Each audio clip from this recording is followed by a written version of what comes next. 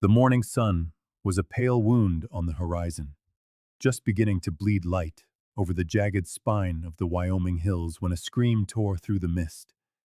It was a sharp, raw, human sound. Jake Callahan froze, one boot in the stirrup, the other planted in the dusty floor of his barn. For a heartbeat, he thought he'd imagined it, a phantom cry carried on the wind. Then it came again, closer this time, a strangled sound like an animal caught in a trap. He let the saddlebag drop. His Winchester came off the wall pegs with the ease of long habit, and he strode toward the fence line. The air was crisp with an early frost, his breath pluming before him.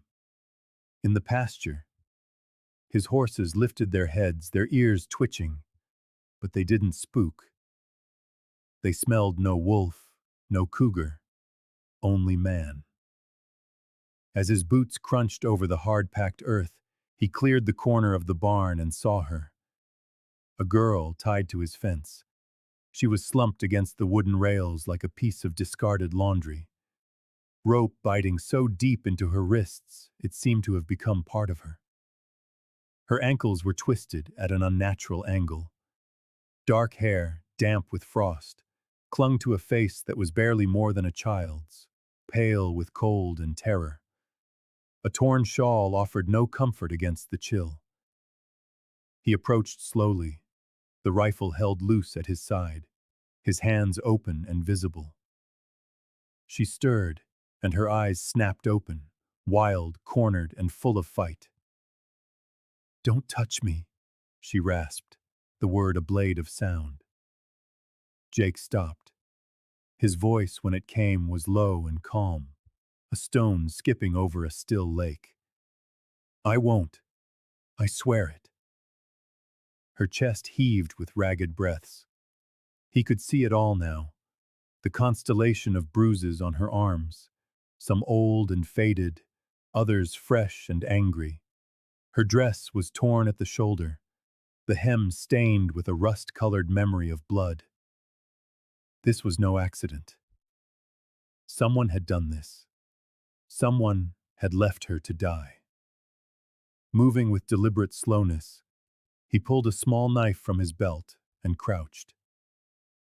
"Name's Jake Callahan. This is my land. I'm not going to hurt you." She watched him, her eyes like a fox's in the lantern light, waiting for the pain she was sure would come. But it never did. She didn't flinch as he carefully sliced through the ropes at her wrists, didn't speak as he moved to her ankles. When the last cord fell away, her legs gave out. Jake caught her, not pulling her into an embrace, but simply easing her descent to the straw-strewn ground. He didn't lift her. Not yet.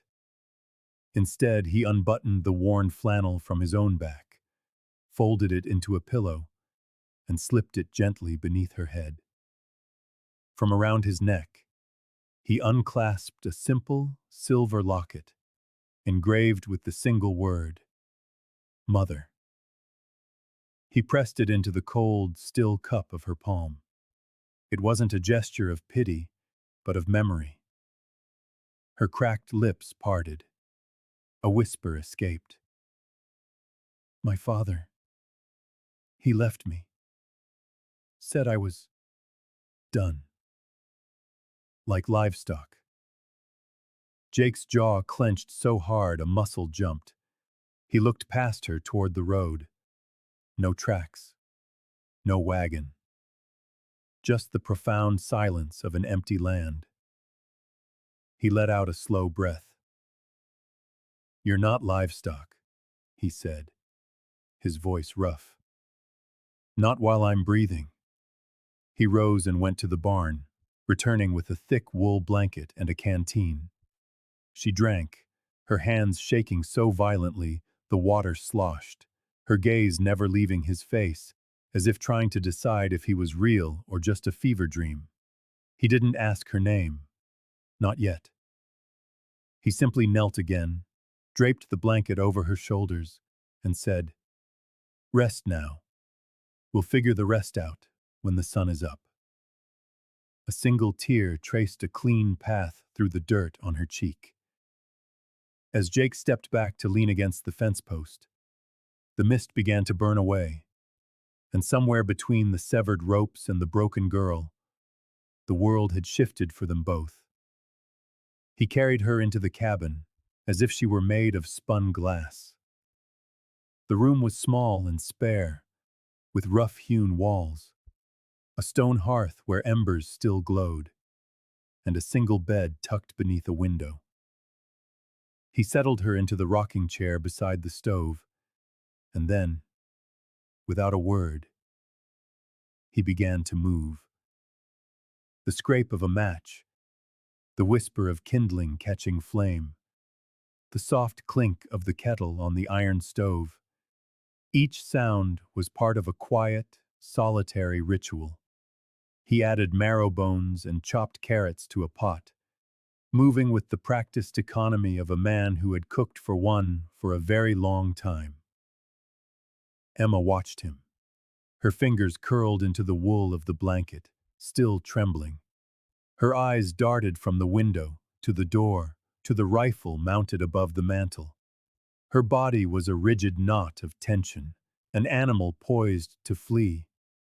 And yet, beneath the fear, there was something else. Not trust, not yet, but a desperate, gnawing hunger, not just for food, but for safety, for proof. The scent of broth and onions slowly filled the small space, mingling with wood smoke and old dust. After a time, he knelt beside her and offered a tin cup of water. She took it with both hands and drank carefully. When the soup was ready, he ladled it into a bowl, broke a piece of bread from a loaf, and placed it on the small table. Then he brought the bowl to her, crouching beside the chair again, and held out the spoon. Emma took it, but before eating, she lifted the bowl and sniffed, a long, cautious inhalation, like an animal checking for poison. Jake saw it.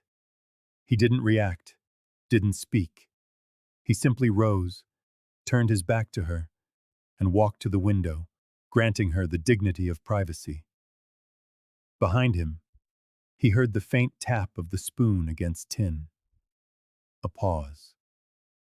A swallow. Then another. The scrape of bread against the bowl's edge. When he finally turned, the bowl was half empty. Her hands still shook, but her gaze was steady. "Why?" she asked, her voice rough with disuse. "Why did you help me?" He met her eyes, his own gaze unwavering. He reached behind the wood stove and retrieved a thin, old book, its leather cover worn smooth.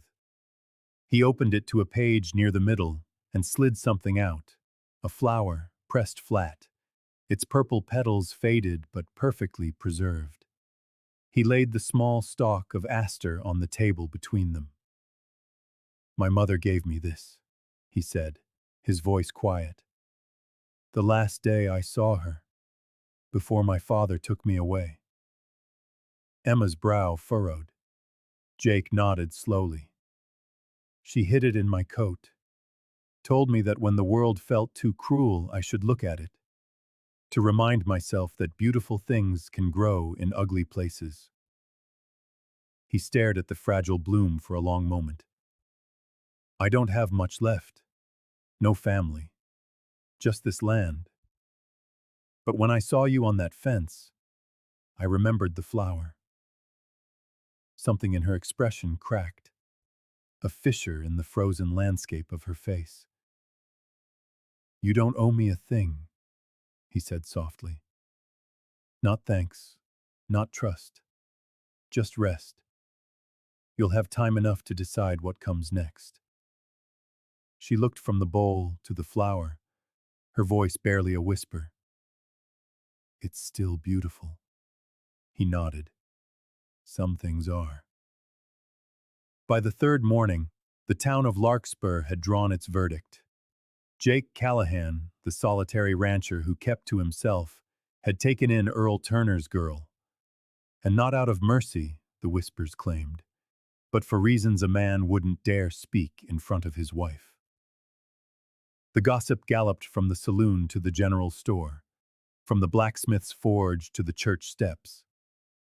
Heard he's keeping her like some wounded fox pup. She's trouble. That kind always is. Loose, just like her mother. Emma felt the weight of their judgment through the cabin walls. That morning she stood by the door, wearing one of Jake's old shirts belted with twine. Her chin was high, but her hands twisted at her sides. "I want to go with you," she said. Jake looked up from the saddle he was mending. "You sure?" She nodded. "I'm tired of hiding." He said nothing, just took a wide-brimmed hat from a peg on the wall and set it gently on her head. They rode into town side by side.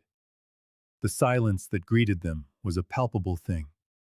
Storefronts seemed to empty as they approached. The blacksmith's hammer fell silent mid-swing. At the general store, Jake dismounted. Emma followed, her head lowered just enough to watch her feet on the wooden steps. She was halfway up when a voice cracked the air like a whip. "Well, I'll be damned." Mrs. Ellery, a widow whose tongue was sharper than her cane, blocked their path. Her face was a knot of sour disapproval.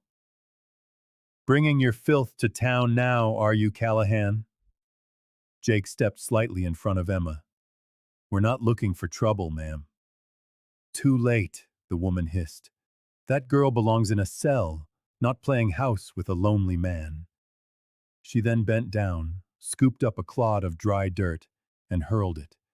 It struck Emma's boot with a dull thud. "Cursed is the fruit of a cursed tree," she spat. "Get out." Jake didn't raise his voice. He didn't reach for his gun. He simply placed a hand on Emma's shoulder, turned her around, and led her back down the steps. As they rode out of town, the whispers rose behind them like a swarm of angry bees. Back at the cabin, Emma went inside while Jake went to the barn. The fire in the hearth was cold. She crossed to a side table and pulled out a small, cracked mirror that had belonged to Jake's mother. For the first time in days, she truly saw herself. The bruises were fading to a sickly yellow. The cut on her lip was healing, but her eyes belonged to a stranger. They were wide, tired, and haunted. The tears came then, not from pain, but from the brutal, shattering realization that she no longer knew the girl in the glass, or if she was even worth fighting for. The mirror slipped from her fingers, landing face down on the floorboards. She sank down beside it, pulling her knees to her chest, and finally, she wept. And on the table, untouched, lay the pressed aster, a fragile promise of beauty waiting in the silence. The sky had turned a dull, steel gray by late afternoon when Jake heard the hoofbeats. They weren't the casual trot of a neighbor. They were hard, deliberate, and unwelcome. He didn't move from the fence post he was mending. He just waited. 3 riders crested the hill. The man in front rode with a drunkard's slump, a dark bottle sloshing in his hand. Even from a distance, Jake recognized the unkempt beard and scuffed pride of Earl Turner. The 2 men flanking him were hired muscle, their faces hard and empty. Earl spotted him and raised the bottle in a mock salute. "Jake Callahan," he slurred, dismounting with a stagger. "The hero of the plains. Heard you been playing nursemaid to my little wildcat." Jake wiped his hands on a rag. "What do you want, Earl?" "She's mine," Turner said, his voice thick. "Blood don't just wash away. She stopped being yours when you tied her to a fence and left her to die." Earl's laugh was like rocks rattling in a bucket. She ain't worth the trouble she costs. A weight around my neck since the day she was born. I don't want her back, he sneered. I want her gone. You keepin' her like some stray makes folks talk. I came for closure. Jake's voice remained even, but each word was weighted with iron. I don't let cowards claim people like property. Earl's face flushed with anger, his hand twitching. I sired her. If I want to end her story, that's between me and God. She isn't yours, Jake replied, his voice dropping lower, calmer, deadlier. She never was. The wind rustled the leaves of the old oak tree by the porch. Jake glanced toward it, then met Earl's gaze again. If you think you still have a right, he said, then go ahead.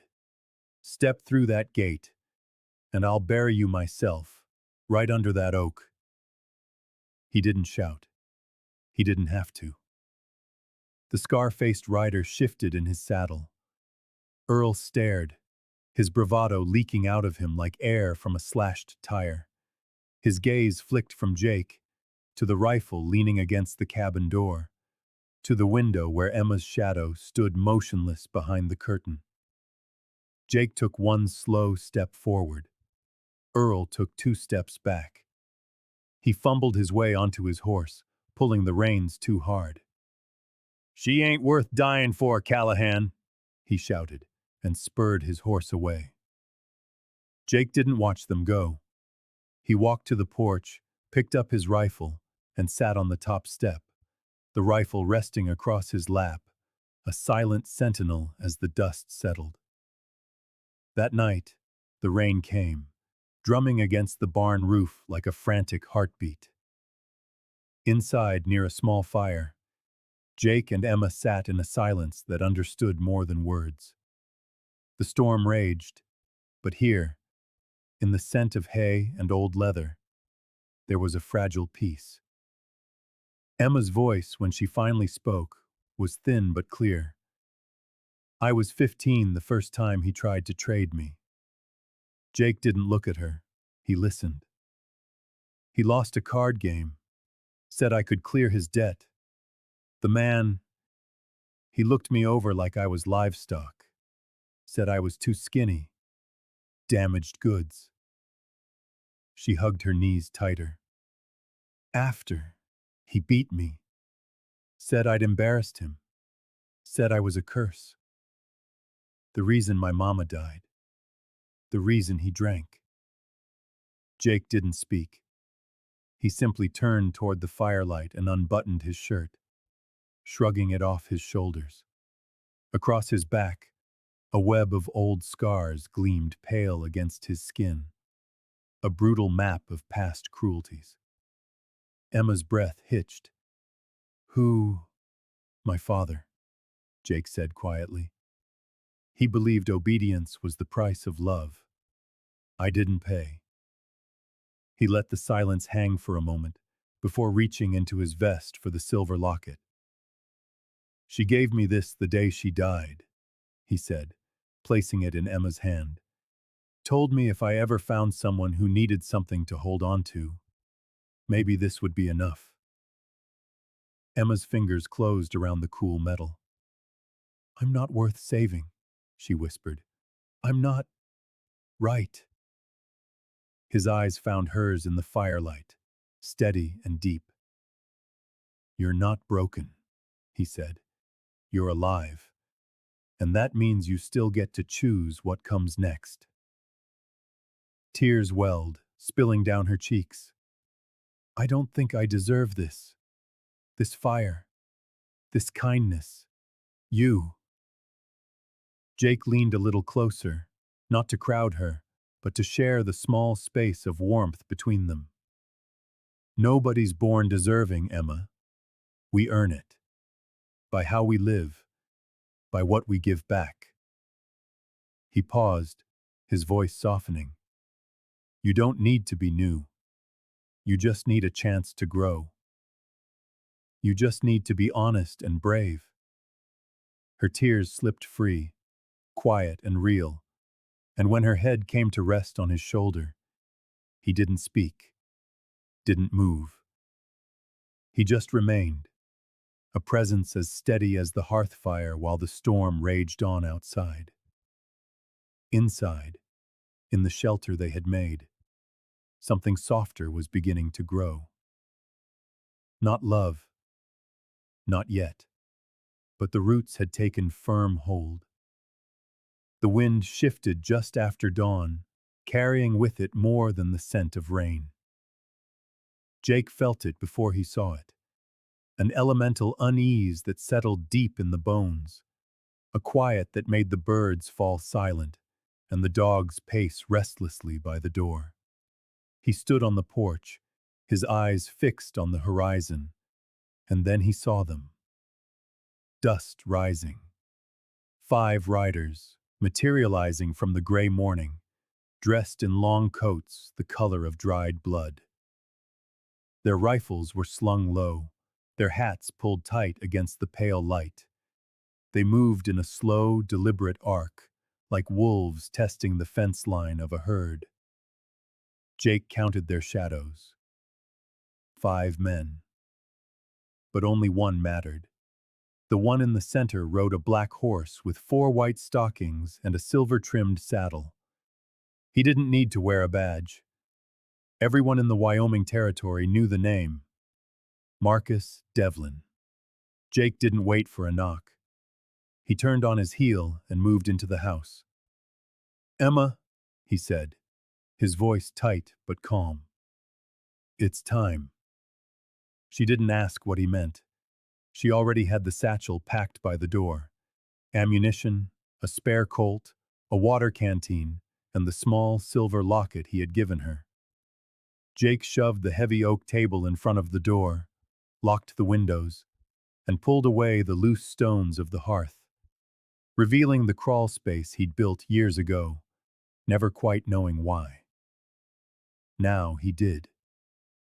They slipped out the back, their boots muffled by the damp earth, their breath coming in quick, shallow bursts. Jake led Emma through the brush toward the old barn, the sky a low, bruised gray, the sun a dull smear behind it. Thunder rumbled, a distant, hollow promise. Inside the barn, the air thick with the smell of hay and old iron, Jake hoisted her up into the loft and handed her his Winchester. 2 shots at a time, he said, his voice low. Then reload. Aim for the legs, not the chest. You'll slow him down that way. Emma swallowed hard. "I've never—" "You'll know when."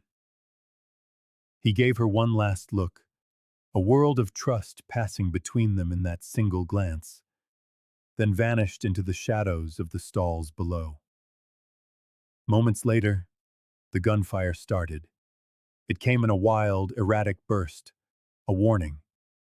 Devlin's men wanted compliance, not carnage, but Jake knew their kind. If they got inside, they'd burn everything to the ground just to send a message. He picked them off from the barn rafters, silent and exact. One went down with a sharp cry, clutching his knee. Another spun backward into the dirt, cursing the sky. The others scrambled for cover, their confidence shattered. Then one got close, too close. He kicked open the side door of the barn, his rifle raised, sweeping the shadows with its barrel. Jake crouched low behind a stack of hay bales, his breath held still. The man moved past, careless and cocky. Jake lunged. They hit the ground in a tangle of limbs. Jake's shoulders slammed into the rough floorboards, his fist catching the man's jaw an instant before the rifle fired wide, the sound deafening in the enclosed space. But the other man was bigger, fueled by adrenaline and the promise of a payday. They rolled in the dust and straw, boots kicking, hands scrambling for purchase. The man drew a knife, the blade flashing as it slashed across Jake's arm. Jake grunted in pain, gripped the man's wrist, and twisted hard. Then came the shot. Not from Jake, but from above.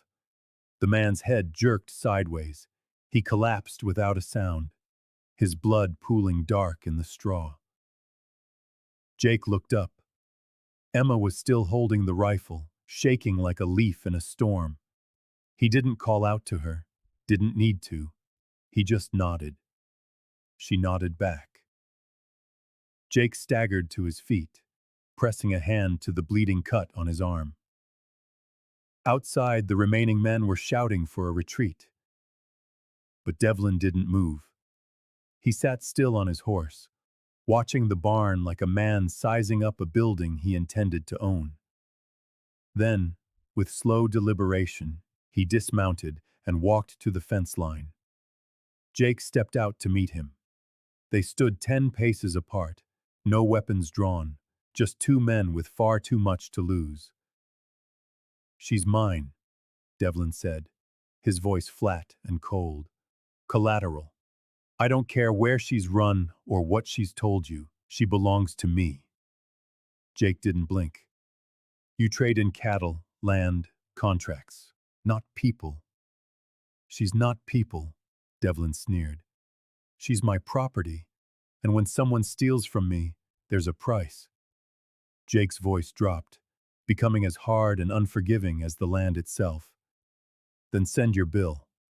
But if you or your men come near this land again, I'll make sure the only thing you own is a plot 6 feet deep." Devlin's smile was a small, cold thing. "I respect a man with conviction, Jake. It's rare. Foolish, but rare." He turned, mounted his horse, and raised his voice loud enough for Emma to hear in the loft. "This isn't over. The girl is mine, and one day I'll come to collect." Then he rode off into the growing light, his men limping behind him, the dust from their horses already starting to settle. Jake stood alone in the ringing silence, blood running down his sleeve. Behind him, Emma stepped out of the barn. She looked at the body on the floor, at the gun still clutched in her hand, and then at him. "I didn't mean to kill him," she whispered. Jake walked over, placing a hand on her shoulder. "You didn't," he said softly. "You meant to live." The rain began again, soft this time, falling like a benediction. And from the porch, the fire inside beside the cabin still burned. By mid-spring, the bruises on the land had begun to heal, just as the ones on their bodies had faded. The bullet holes were patched, the fence lines restrung. The barn roof, once caved in by years of weather and a moment of chaos, stood straight again, shiny with fresh nails and new timber. Jake rebuilt in the same quiet way he had always lived, but this time he wasn't alone. Emma rose before dawn most days, her bare feet cool in the dirt, as she tended the rows of carrots, onions, and wildflowers she had staked out behind the cabin. She mended the chicken coop with scrap wire and leftover wood. She organized the pantry, swept the floors, and even fixed the sagging front steps with an old hammer that seemed too big for her hands but never slipped. Neighbors who had once crossed the street to avoid them now came with tools in hand. A woman from town brought seeds. An old rancher helped dig post holes. No one said they were sorry for the silence that had come before, but Emma didn't need their words. She saw it in the gifts left on the porch. Fresh eggs, a jar of jam, a bolt of good cloth. They respected her because she had survived. Jake said little.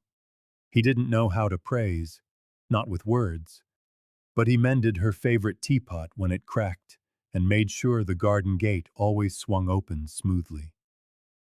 He repaired her worn boots without being asked, setting them by the fire each night, clean and dry.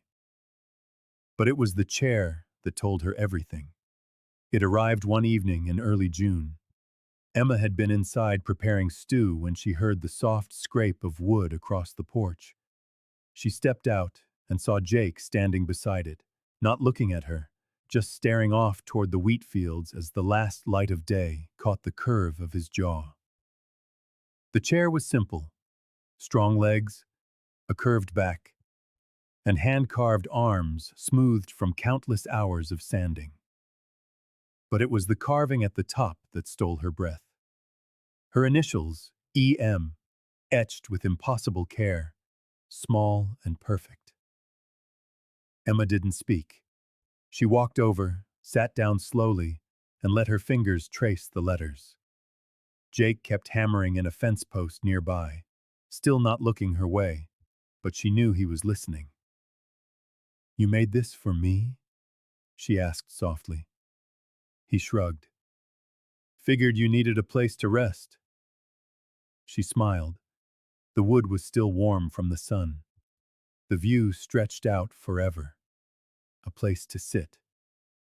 A place that said, "You belong here."